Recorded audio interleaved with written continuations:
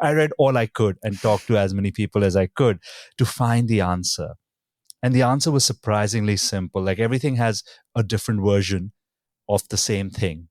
And that thing is that the path to life, the way you're supposed to live life, lies deep inside you. We know within what we need to do in order to live a good life. And many people have different words for it. For me, that's purpose. Welcome to Don't Step on the Bluebells, the podcast where personal healing and transformation take center stage. I'm your host, Amanda Parker, and I'm a fellow seeker on the journey of personal growth. Join me as I delve into the stories of gifted healers, guides, and everyday people who have experienced remarkable transformations. Listen in as they share their practical wisdom to enrich your everyday life. And don't forget to hit subscribe and never miss a new episode. Welcome to today's episode of Don't Step on the Bluebells. I am here with the wonderful Sharad Lal, who also happens to be a very good friend of mine. Sharad is an entrepreneur, he's a keynote speaker, he's a coach, he's really a remarkable man who has worn many hats over the years. And I'm super grateful because we've had the chance to cross paths over many different occasions throughout our careers over the last 6 years or so. You're really someone who has inspired me with every step that you're taking in your career, in your business, and what you're growing, especially with your incredible podcast, How to Live. So Sharad, I am so happy to have you here today on the podcast. Thank you for being here. Thank you very much, Amanda. It's a huge honor to be in your podcast. You bring so much of positive energy to this world, and I'm so glad that you're doing it through your podcast now. Thank you. And I have to say a little side note, I'm going to give you credit for helping me to get started with the podcast. Sharad began his podcast a couple of years ago, and I was really just in awe of what you were creating. And it was almost like this light bulb went off because there was this sort of idea in my head, ooh, I want to do that, but I had no idea how. And then suddenly someone I knew was doing it and doing it really well. And I could actually say, hey, Sharad, how do I get this started? So all of us here listening can give some credit to Sharad for kicking off Don't Step on the Bluebells. Thank you, Amanda. And happy to be of any help to you and happy to have played a small role in your podcast. So we're here today to talk about the topic of purpose and healing with purpose. And I know that this is something you've really been focusing a lot of your speaking and engagement with corporates and clients and different things that you do in the world, really talking about what does it mean to live a purposeful life.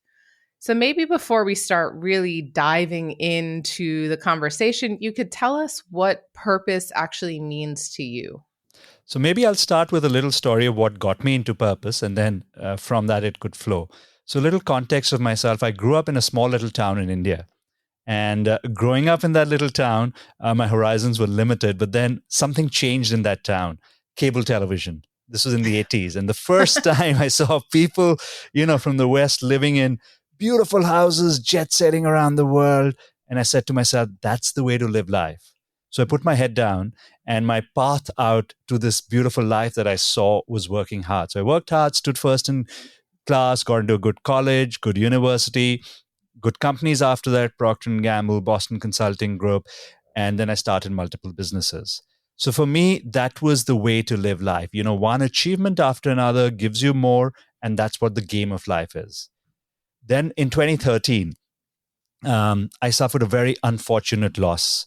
I lost family members close to me, which just completely shattered my world. And it took me many years to heal from it. And during the healing process, I started questioning just this mindset of living. If we are to go and have all these achievements in our darkest moments, these don't help. And I remember moments sitting alone in my house, just looking around, and there were these branded items and luxurious things that were accumulated over the years. And I asked myself, do these really matter? And that started a journey on what matters in life. How should we live our life? And I started reading on spirituality, got into yoga, got into meditation, philosophy, psychology. I read all I could and talked to as many people as I could to find the answer. And the answer was surprisingly simple. Like everything has a different version of the same thing. And that thing is that the path to life, the way you're supposed to live life, lies deep inside you. We know within what we need to do in order to live a good life. And many people have different words for it. For me, that's purpose.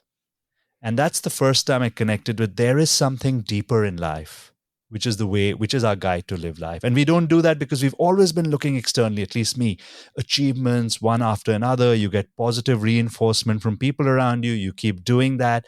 And over a period of time, you're living for claps, you're living for approval, respect, but you lose touch with what's really important to you.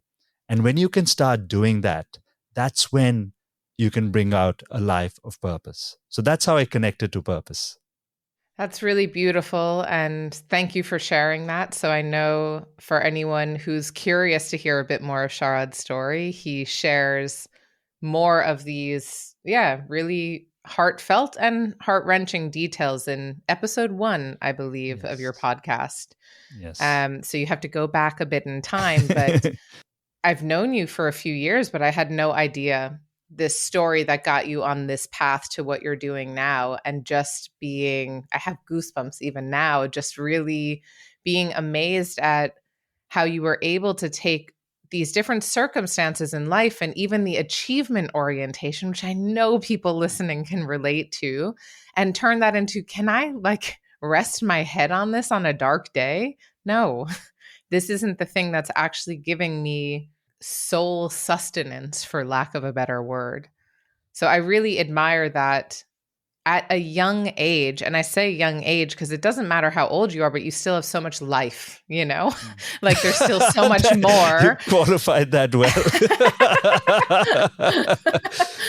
Well, but it is really true. It's like you could have had this realization in your 80s, but you didn't. So you actually Yeah. get to live it out and to help other people to Absolutely. find that too. Yes. Thinking of this perspective of what purpose means or what it really means to Yes. have this purposeful life, coming into the context of Don't Step on the Bluebells, where we're really talking about healing and transformation and how you can reconnect with yourself in a way when you've been lost or when things don't feel right and coming back home. I hear it a bit in your story, but what does it mean to heal through purpose? How can that help someone to heal? Right. Great question, Amanda. And during that healing process, I'd never been in a situation like that. So I was trying different things. And one of the things that I'd always heard of growing up in life was positive thinking, that maybe something terrible's happened to you, but look at the silver lining. Look at what's positive out there and look and change your mindset there. But that didn't work for me because there was nothing positive in what had happened to me. So that kind of thinking didn't work. Then there were some people who said, all right, fake it, like go out and be happy. We want to see a smile in your face, go out, party, do these things. But I felt lonely doing that. And happiness didn't work for me. So I realized I'm in this deep, dark hole. Happiness is not going to get me out, nor are my achievements like I talked about earlier. And I was wondering what is going to get me out. And then I remember a few moments of healing. A friend of mine took me to a chakra cleansing yoga class. I'd never done yoga before. So I went to this class and I'm like breathing in and out. And suddenly I start crying in front of everyone. And that surprises me because I don't cry, and that too not in public. But what surprised me even more was that it felt beautiful. It felt therapeutic. All the pain and emotion that I was holding back and trying to put away and look at positive stuff, all those deep, dark feelings came pouring out and they released. And I felt lighter. And that, to me, is one moment I could realize where the process of healing had started. And I feel when you're absolutely down in the trenches, there is one part which needs to be done first, which is processing the emotions. Because there's overwhelm, there's all kinds of emotions. And without processing it, we cannot move forward, in my view. Because we could put a band-aid and try to move forward, and maybe sometimes practically we need to do that, but that's not healing. So stepping into the darkness, feeling it, feeling that difficult emotion. And for me, it was feeling pure, unadulterated sadness for the first time in my life, which started the journey. For others, it could be anger, it could be anything else. So when you're in the dark hole, that for me is the step one: surrendering, letting go, and feeling that emotion. Once you do that, I think we get a little more access to our intellect. And if you look at some of the spiritual guidance out there, the Bhagavad Gita is a book for the Hindus, which talks about once you process your emotion, once you get that out, then you can access your intellect and find resourceful ways to get out of there. And when I did that, then I also connected with what really is important to me. I had a lot of time to think. I could be fearless, and I realized teaching is something that I really like. And that then got me out. So it was like a purpose that, hey, I need to go out and teach people. This gives me fulfillment. That finally got me out and moved me on the path. So it's a summary way of putting it, like how from those in that dark place, how I got out through purpose, through connecting with something that's important.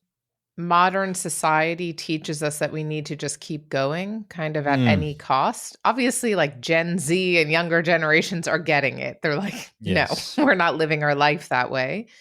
But for a large part of the population, we think we have to just move on with it because that's sort of what's been role modeled before. And so you see a lot of people just self-medicating, whatever that looks like. Maybe that's drinking, maybe that's taking whatever anti-anxiety medicine, or just not really facing what's happening. What would you say maybe to someone who's sitting in a dark place and they're looking to find that connection and they are so terrified of feeling those feelings that all they want to do is numb it? Yes, I completely understand that. And I think at some stage we have to face the dark feelings. But having said that, we need not rush to it because sometimes it could be too overwhelming to go there and we are not ready. So I would say to them, take your time. If during the process, right now, many of us have needs, like we may be suffering, but we need to go out and work to put money, put food on the table for our family. We have other practical considerations. In those situations, it's okay to put some sort of a band-aid and go on for a while. Get some relief through Netflix. Get some ways in which you can actually take your mind off. Sometimes humor helps, sometimes going out with friends, whatever it is for you, get that release through band-aids. I think that's fine because we need to be practical as well. But at some stage, if we have to move forward, we have to confront the darkness. And the way to confront it is look at what really is coming up. It's like emotional awareness. What's coming up? What is this thing that's preventing us from going forward? And quite often it's sadness or it's some version of it. And sit in it. Now, when you read sit in it, it gets difficult. You don't know what to do. But if you acknowledge it, you will find a way. Like I never knew going for a chakra cleansing yoga class will help me feel my sadness. But it did. And sitting with it for me meant like doing that breathing and just crying out of nowhere. So it could mean anything for any person. But if we acknowledge the feelings without saying, hey, I'm okay, I'm fine, I'm going. If you acknowledge I'm not okay, there are some parts of me that are broken, which need mending, and we're aware of it, we will have the time to sit with it when it's right, because that needs to be processed before we move forward. Well, what I'm also hearing, or maybe I'm bringing this in myself, but there seems to be this element of making sure you have the support around you that you Yes. need to do that. Yes. So, feeling, yes, and that there's people you know that you can call or rely on or to be there with you in some capacity, like the friend who brought you to the yoga class, that you know you're not going to face this alone, because that might be really hard to do. Absolutely. That's such a good point, Amanda. I think community and people who will help you through is really important. But the interesting thing that I learned is the people who you think are the ones who are going to be the most helpful may not be. And it may not be that they have bad intentions, but imagine your loved one going through something so difficult that all you want to do is put a smile on that person's face. All you want to do is make that person come out of that trenches. So the people around you who really care for you are trying to just lift you up when you may not be ready for it. And that may not be the support that you need. And I like the way Brene Brown puts it in a book on vulnerability, where she says, it's those folks who say that I will come down I'm not going to lift you up from the trenches. I'll come down and sit with you in the trenches. and we'll sit as long as you want. And when you're ready to get up, I will get up with you. So that type of support is difficult to get, and that's the one you need to look at. And it's very difficult, I think, for our loved ones to give it to us because they're so invested in us. So quite often it's the second order friends, the third order friends, people who've gone through similar experiences who come and give us that support. And I think a good way of looking at it is at that stage, it's very important to manage our community. If someone, even though they're close to us, is bringing us down, they're in constant, they are anxious around us for us and are not helpful, even though their intentions may be good, we need to move away from them for this time. And we need to seek the people who are the ones who are giving us the right energy, who are sitting with us where we are, meeting us exactly where we are, and helping us move forward. That's such a good point. And as you're saying that, it's really clear that not only is that doing, I want to say a mitzvah, that's Yiddish for like a good deed. Yeah. So it's a mitzvah for them and for you. So not putting yourself in a position to be the support for someone you can't really wholeheartedly support gives them the opportunity to find people who can with loving open arms. So it's actually, it works both ways. Both ways. In your life today, how does this work around purpose show up? So I know you do speaking and other things, but I'd love to hear from you. What does that actually look like now? Yes. So as I started delving into purpose and understanding it better and working with people, look, I do workshops with people, I get feedback from them and understand universally, I'm getting a better understanding of purpose. So a few things have come out of that. First, I feel we don't have one purpose in life for me. And when you look at one grand purpose, it becomes very difficult to achieve it. And because it's so overwhelming, we give up. So that's why, or we spend our whole life looking for that one purpose. We're just looking and looking for what that purpose is. I find the approach of filling our life with purposeful activities very helpful. So there already are purposeful activities that we are doing. We may not be aware of it, but once we look and find them and have a life that has many of these small, simple, beautiful, purposeful activities, that's the way to think about purpose. So that's one thing that I found. The second thing that I found related to the first is there is purpose in our lives hidden in there. So it's not adding a new activity because all of us have the temptation. What else can I do? Can I add meditation on top? Can I add yoga on top? But if anything, I would say remove. Exactly. Can you? We can't. We're so busy. I would say remove stuff from your life.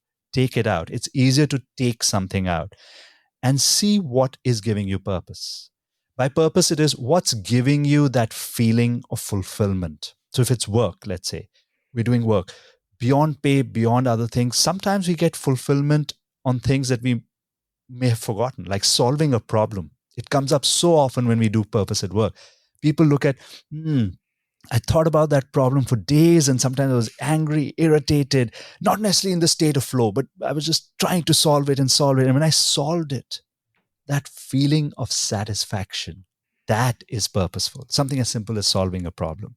Growth, adding a new level of skill. When we see now I can do this, wow, I've grown.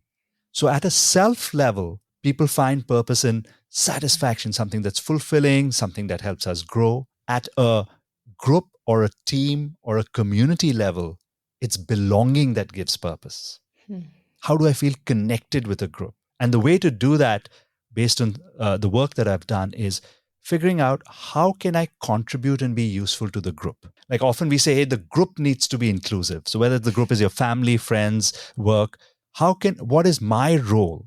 And how is that role adding value and making this a little better? These could be simple things. I could be the one who cracks the funny joke and just lifts up people's spirit. That could be the role that I play. I could be the one on the opposite side asking difficult questions. People don't like me, but I have a role to play because it makes them think, And there's so many beautiful stories that have come, having someone's back. There's different ways to play that role. So I think whether it is solving problem at an individual level or a team level, we can find purpose. And ultimately that then leads to impact. So it's a two-pronged approach. It's something that gives us something, whether it is through problems or through teams. So it gives us fulfillment and it has an impact. outside. So it starts inside, but has an impact outside. It makes someone's day better. It makes the world a little better. It adds something new to the world. That to me is purpose. Well, I really appreciate you saying that about, well, in particular, about like we don't have that one singular purpose that we're just trying to work towards and figure it out. And, by the end of our life, we'll have figured out that one purpose and we'll have done it. It reminds me, I think I mentioned this to you on a workshop I was at, by now it's like 2 months ago, with Elizabeth Gilbert.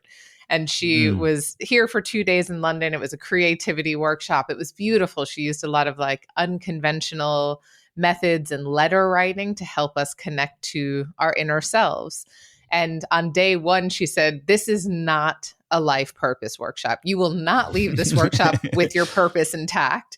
And she had mentioned that idea. It was sort of the first time I had heard the concept of like purpose anxiety, that so many of us are like walking through life feeling so anxious because we don't know who we are and what we're supposed to be doing. And if I could just find that purpose, or almost like if someone could just hand me my purpose on a silver platter, then I would know what I'm supposed to do in my life. So I think this feeling is very prevalent. And then what happens with purpose anxiety is you flip your life around like, hey, this corporate world doesn't work for me. I need to find purpose. So I'm going to quit. I'm going to go in the mountains. I'm going to start a library or do something there, which may or may not work for you, but it's coming from a place of anxiety where you're totally going from one lopsided view of looking at life to another. Yeah. Whereas what you might need to do is just a few little tweaks or even shift your mindset. You could still be doing the same thing, but you come with it from a different place. So I think purpose anxiety can make us do drastic things, and that's where things go wrong. Honestly, Sharad, you're describing the last few years for me. But I really do see myself in what you've just said, because there was a piece of me that was like, I can't work in corporate. I can't do this anymore. And no matter what, I won't. And then moving into having my own business and all these things. I mean, that's another story for another day, but the freedom and the ability to decide what I do and who I work with, et cetera. But it's almost like the person who takes a spiritual pathway and they want to become a monk and they go up into the mountainside to live in the monastery, or I guess it's not called a monastery, is it? Help me out here. It is. Yeah? Good. It is a monastery. Good. Yeah. So they go into the mountain to live there, and that's great. And that is one meaningful way to live. Yes. But how are you bringing it back down to people who also need it, who are suffering? And I think for me, that's been a lot of that journey. Yeah, okay, I did a big, I'm not going back to corporate. But actually, there's a lot of people who need support and they're working in corporate jobs. And it's not, you can't separate human beings and what they need in the world from where their workplace is or what they do to earn a living. Absolutely.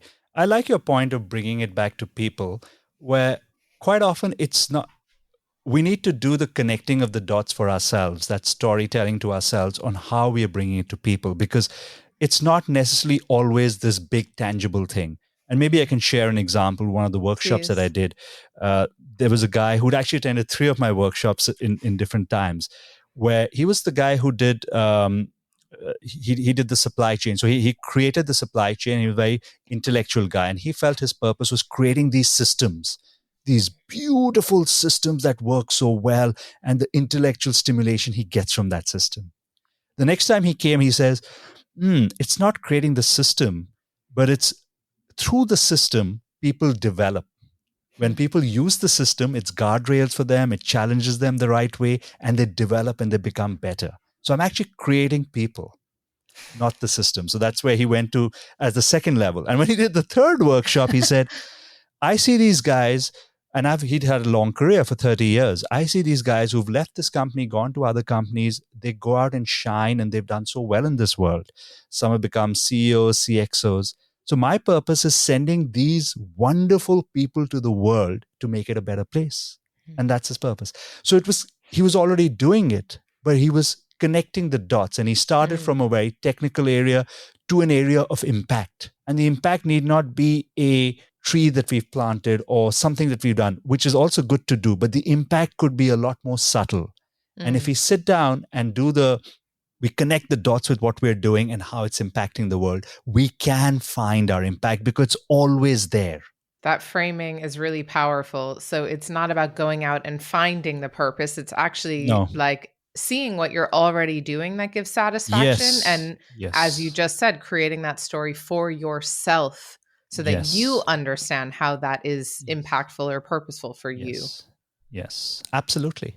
Can you give us like a little cheat sheet of how we can identify what we're doing ourselves already? Is there a Yeah. specific exercise you might do for that? What I do is I do similar to inner journey meditation types, because the overall objective is all of us are so externally focused that we're looking at the next target after another. And my job then is to start removing all the noise. Let's cancel the noise, cancel the noise, cancel the noise, and we go excavating.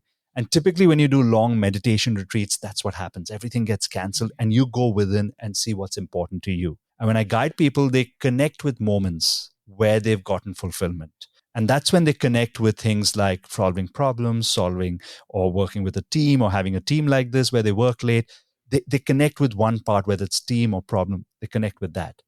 And then step two is getting them to think how that is impacting others. Quite often during the meditation, it happens and they see it, the pattern on their own. Or sometimes we tell them, all right, now what's this impact to the rest of the team that you work with? What's the impact beyond the team? What's it beyond your company to the world, And once you start doing it, it comes to you. Sometimes you don't even need to do this linear exercise. When you're actually in the inner journey and removing the noise, you can just see it very clearly what you've done. Very, very clearly. Your role becomes clear. And there's so many examples that come. I mean, I can go on talking about many more examples that come out of people who, maybe I'll quote one example, which is very interesting. A guy he's in the credit role in the bank. And in credit, you basically have to say no all the time, that, hey, this proposal, we will not do it because the bank's going to lose money. People hate those guys, that every time I want to sell business, this guy doesn't let me do it. And he thought that people are not going to have a good perception of me. They're going to think that they hate me. But then as he thought later, he realized, no, I'm actually not saying no to business. I'm saying yes to the right business we should do. Because when I've looked at things properly, the business development guy is so confident that the downside risk is taken into account that they will go and sell in full vigor. So I stand in line with that. And if I'm not doing my job properly, they could let the bank go. So that kind of helped him reframe that, even though visibly people don't look at him highly, he's actually playing a very critical role, and he actually has a respect from other people, which may not seem so. So that's the story. So his story flipped from being like the bad guy to, I'm such an important person. It's funny because we have all these narratives, and honestly, I think most of us that are just influenced from the world around us, whether it's Instagram or TikTok or LinkedIn, has become a marketplace of like self-congratulation. Yes. Where you're seeing people living out their purpose or even telling lies about what their lives look like. And, I started my business and was earning 20K a week and whatever. So you start to believe that you're somehow doing something wrong. And I think that reinforces, like in the same way that celebrity culture maybe has done that 20 years ago, where you're always looking to this ideal that you can't ever really attain. So you can never really live up to it. This whole social media influencer world gives us this feeling that we're not really doing the right things, or we're not doing enough, or somehow we could be throwing it all to the wind more. And that might just create a lot of destabilization and further unhappiness. If you can't pay your bills, no matter how passionate you are about the thing you're following, you're going to be in distress. I'd add to that. So I think, of course, that perfect lifestyle that we see across social media puts the wrong kind of pressure and the wrong kind of objectives for us to make our story. That's why it's not authentic. I think one of the other things that I've seen because of social media, because if you then finally decide, I want to be a good person and do good for humanity, you might just pick a cause that's available out there, which may not be true to you, but it would seem good from an optic standpoint. And many people come to some really good causes, but not from deep within. And that gets known later. So you could be positioning yourself as the sustainability person, but you've gotten because that's the new trend. And you think, hey, I want to be good, so I go there without starting internally whether I'm really care for the planet, and it comes from there. So there's a difference between that. So because of social media, we could have optics around causes, around rights, which people might think, all right, I'm looking at a purpose. This is the menu available. Let me pick sustainability. Let me pick, let's say, pets right. That doesn't sync with who you really are. So that will crumble at some stage because it's not authentic. And that narrative doesn't work for you. So the narrative that you create, it will only last for a long time when it comes from deep within and it's authentic. Otherwise, it'll crumble very quickly, or you're just playing for the gallery, you're playing for the optics, and that will not give you the purposeful life that you're looking at. It's so interesting because I think people would pick from that gallery, as you put it, Yes. because they think that somehow this must be a better cause, as opposed to Yes. like, just because I care about it, that's actually enough. If there's something I Yes. really care deeply enough about that I want to do, that I want to bring in the world, from the hairdresser who makes people feel and look beautiful and feel confident, to the chef who puts like divine creations on your plate at the table, to whatever, the purpose-driven entrepreneur who's, saving the planet or whatever it is. So they're all worthy endeavors that create our life as a whole. Exactly. And that's why purpose is not social service. That the different thing. Purpose Yeah, is that's a something great. it starts with something important to us, and it could lead to social service. So let's take Malala. We all know Malala, her example. Like, if at a young age you had a gun pointed to you because you couldn't go to school, that becomes a powerful story because of which you say, I don't want other women to suffer it. So that then comes from a deep, authentic place. And the energy that brings, and it leads to women empowerment, which is also on the menu, but that comes from very deep within, and you're doing good for society, for women, for general society. And I think that is a great example of purpose versus just picking something out. That there's a personal story, there's a deep meaning, or there's something we really love doing that fulfills us. That's the starting point, which many of us miss. That's why you have to go inside for me to find that and then emerge. So, Sharad, I understood you're going to share with us that menu of purposes, right? Well, That is look a look on joke. any social media. That menu is very easily available. So, I would love to understand a bit more. So, you told us a bit of your origin story, Yes. but I know you also to be a very successful entrepreneur and businessman. How did you get to be doing this work here with purpose today? Like, what was that journey? How did that Yeah. start? Great. So that's a very interesting question. I was like entrepreneur, one business after another, and when I went through those, when I went through that difficult event, and I was trying to find my way back, I also overcorrected like many people. I thought this achievement mindset that I have is bullshit. It's a really Mhm. bad mindset, and I want to do away with it. Money is really bad, and I don't want to do anything with money. So I went to the other extreme, because of which I had great thoughts, but I didn't want fame in any way. So in case if anything interfered and got me fame, I would think I'm doing it for the wrong reasons, because I chased fame a lot earlier. I chased money a lot earlier. And I was saying zero. Now I don't want to do any of that. At some stage, I realized that this is a complete overcorrection. I'm playing low. If I have things like, let's say, an achievement mindset, that's not a bad thing. That's a phenomenal thing. Now let me see, where do I point this to? I need not point it to, just getting more and more money. I can point it to something that is a little more meaningful, and the achievements become a lot more meaningful. I do not need to play low. So if I want to shine, I still want to be, I still want to shine. Fame is not that bad, but if it gets completely on top of you, then maybe it's controlling you. But a little bit of feeling good, being respected, there's nothing wrong in that, right? So I started finding a middle way where, all right, I'm going to use these skills that I've developed and some that I've gifted with, and now find a path, instead of money, point it all towards something that is more purposeful. And to me, as I did exercises, I realized that teaching is something that gives me meaning. Like for me, that's my internal story. I used to love teaching my cousins math. I enjoyed it. I started and I help people in their resumes and helping them get jobs and in their job prep. I love that. So my first starting point was actually a nonprofit helping people in their careers. Wow. And that worked really well. So that was all on the side while I was still doing my main business, but I was spending a fair amount of time on it. And when I did that, I realized that beyond careers, especially people 35 onwards, as they're getting to their 40s, they're looking for something deeper.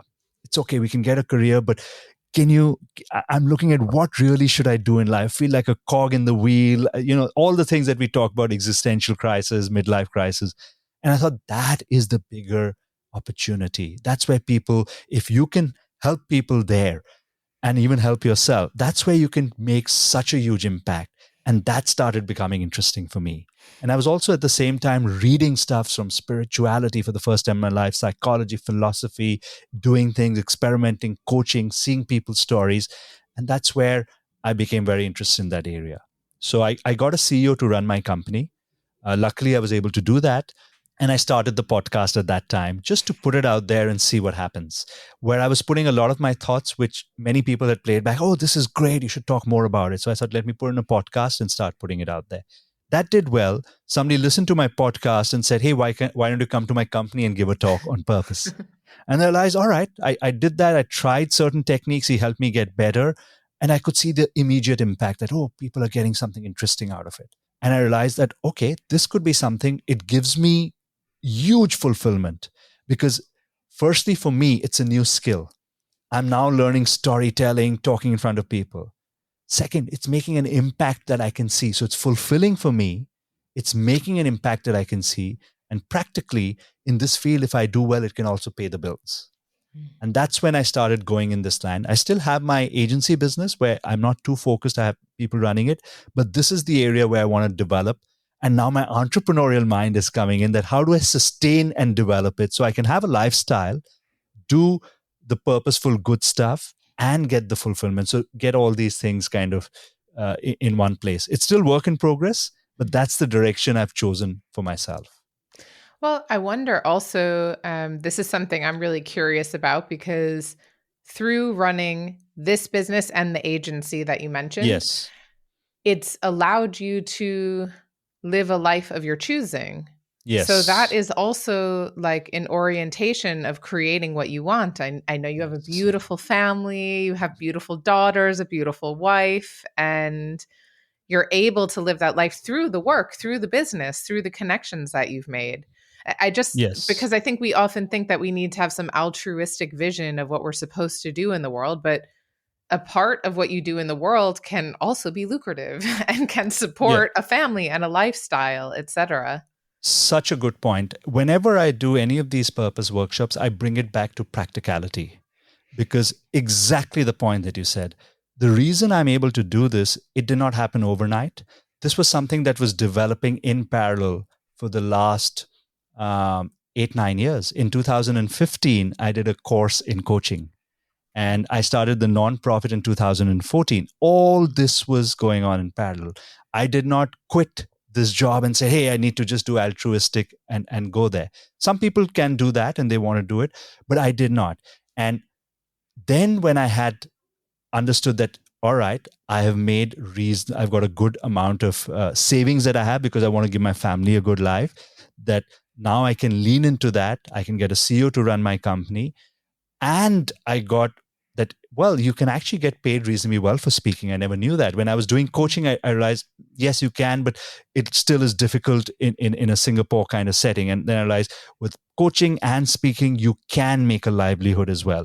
So in many ways, leaning more towards this is a calculated decision because there's an idealistic purpose element to it, but there's a practical, I'm responsible for myself and my family, and I want to give all of us a good life. So what's the right balance? And that's why I tell people, you have to find the right balance on the life that works for you.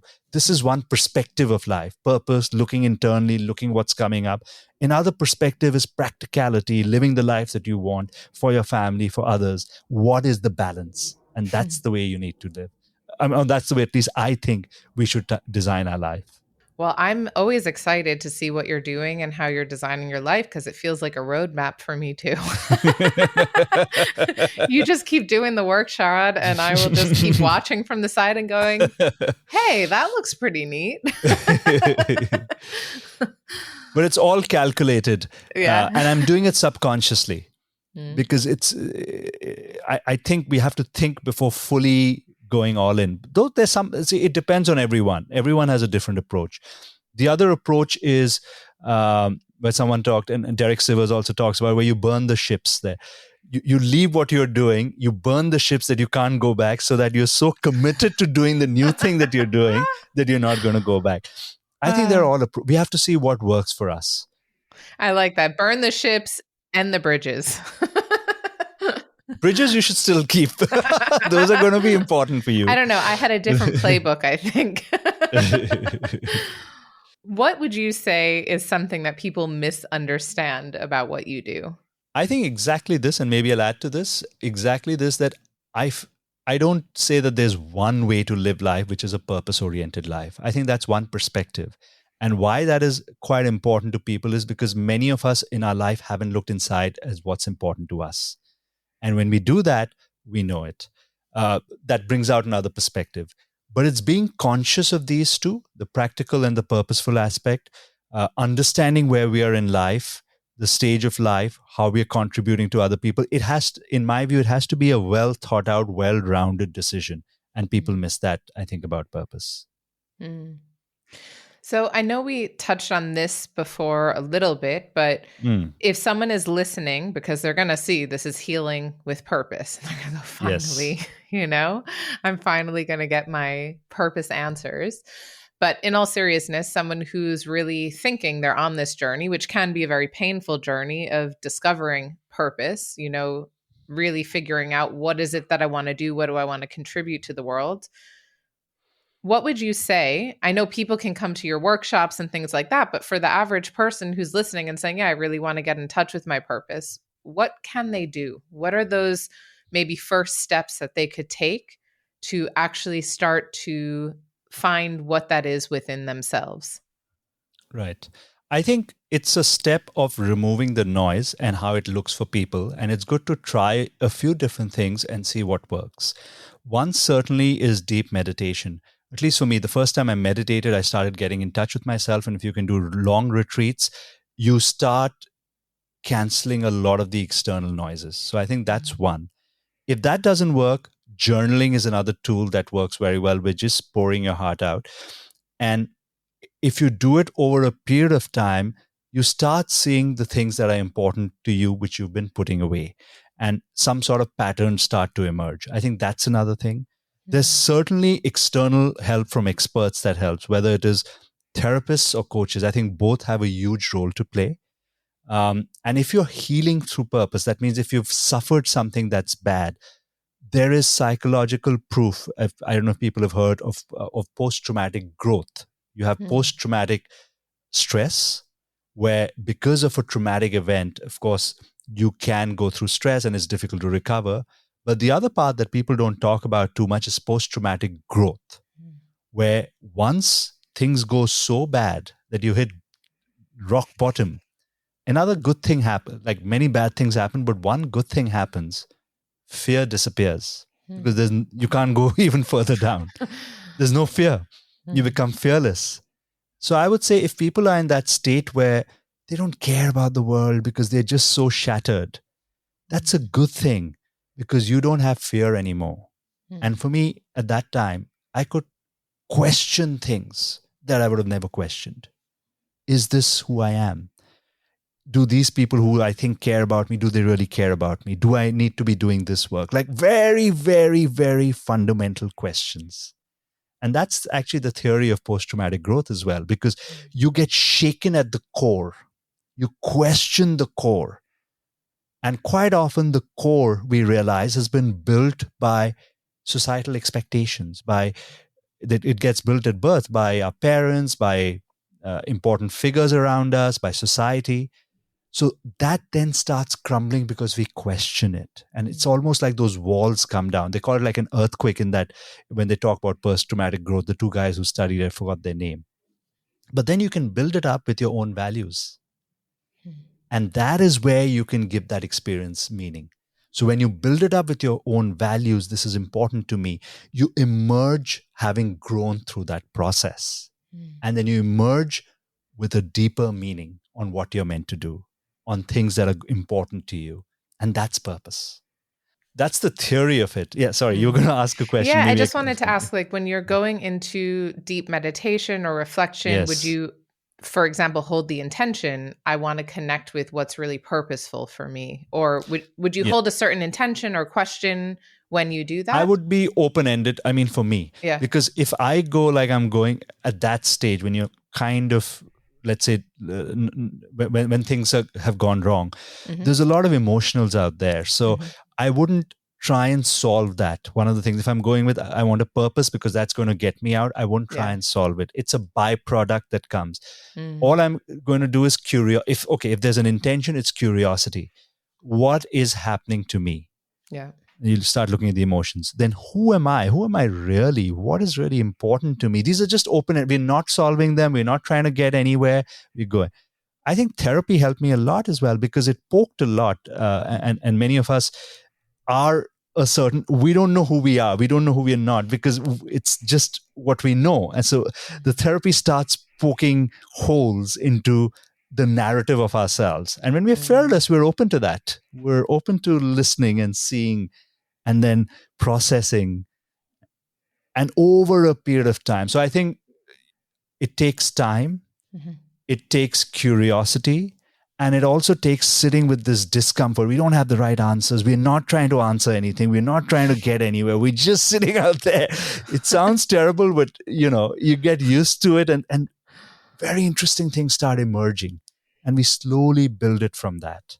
I don't know if it's Mm. helpful, but I guess it's It is. It being is. comfortable in the mess, you know, trying to question things, bring things out, curiosity. It brings Yeah. to the surface the fact that we don't have the answers and we won't have the answers. And that we Yes. can actually, because what you started with was that you do your best to clear out the noise, and that Yes. you really go within to do this meditation, reflection, journaling, because you're getting in touch with yourself.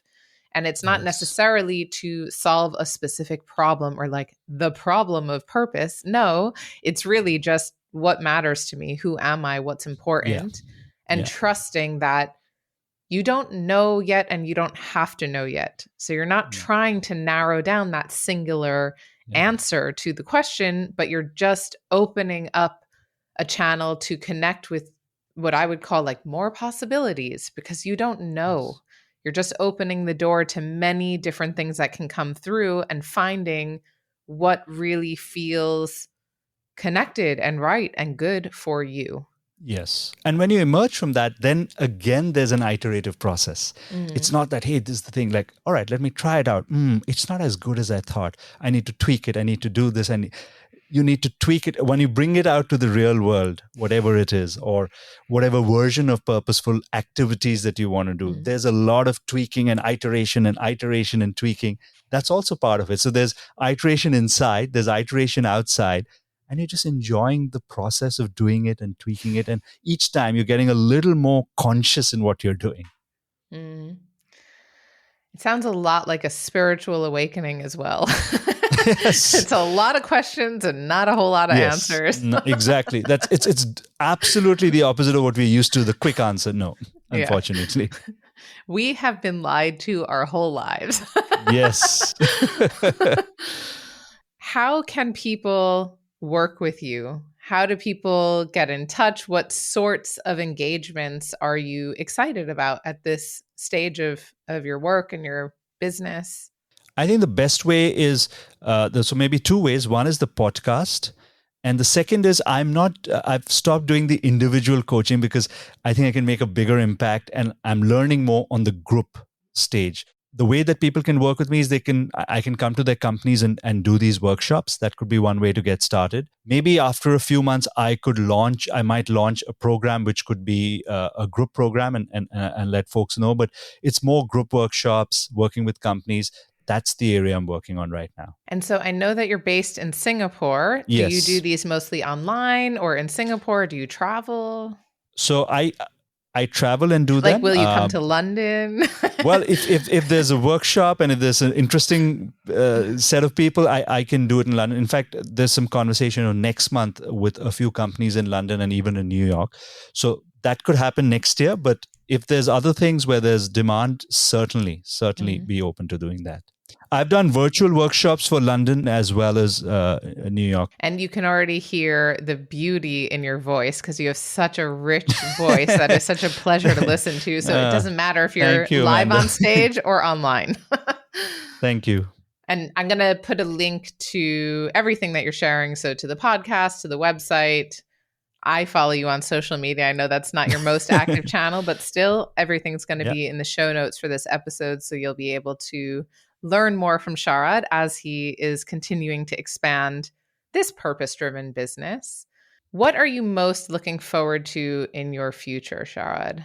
What is most exciting to you that's coming up on the horizon? Any part of your life?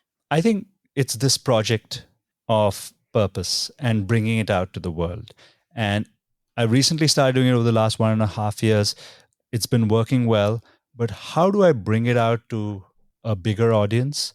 How do I tweak what I have? Right now I have one workshop. The feedback that I get is it's great, but after 5-6 days, people go back to the old thing. Can we do a longer program? How do a longer program which doesn't like necessarily irritate people? So I think it's this space and creating a sustainable business where we're making an impact on people. There's some difference being made on people and being able to do that in scale. I think this is exciting for me. That is very exciting. And I am, as you know, always rooting for you. Thank you, Amanda. So one just last question, if there's any maybe resources or books or podcasts, you've mentioned a few already, but is there anything you would suggest people take a look at if they're just getting started on this journey? Or maybe anything that's helped you on your journey as well? I think a lot of the books, so there are a lot of books on, I think mindfulness is a very simple, most of your listeners might already be familiar with mindfulness, but if you're not, I think that's a good thing to get into. There's so many books that you can read on mindfulness. I think I liked one, Mindfulness in Plain English. It doesn't get talked about a lot. It's a Sri Lankan author. That's a good book to read. I think in terms of podcasts, I like the Tim Ferriss show where it's not necessarily purpose, but he has deep conversations with a whole array of people. And right now he's doing his best because he's done 10 years. He's doing his best where they have two people, two greats from old conversations in podcasts. So there's some very good podcasts out there. There's one which I listened to recently with Jeremy Corona, a coach, excellent podcast, great questions to ask yourself. So I think those are ways. And then through this, finding your own path, seeing what works better for you and going deeper into it. Beautiful. I am so grateful that you've been here sharing all of this wisdom and insight. I think this is a topic that people can really touch and access in an easy way, that it's really present for them often. And you have such a practical way of bringing that forward that someone really understands, even if it's not clear what will come out, they understand how they can really engage. So I really appreciate, first of all, the work that you're doing. And then, of course, that you've been here sharing it with us on Don't Step on the Bluebells. Thank you very much, Amanda. It's always a pleasure talking to you. I mean, even offline, I loved our conversation on my podcast when I had you. It was so much fun. And now I'm back on your podcast. Thank you very much for this conversation, having me. I had a great time speaking with you. Good. Then keep trailblazing. And for everyone who's listening, thanks for tuning in and see you next time. Thanks for tuning in to today's episode of Don't Step on the Bluebells. If you enjoyed this conversation, please give the podcast a 5-star rating wherever you listen. And don't forget to hit subscribe and follow along so you never miss a new episode.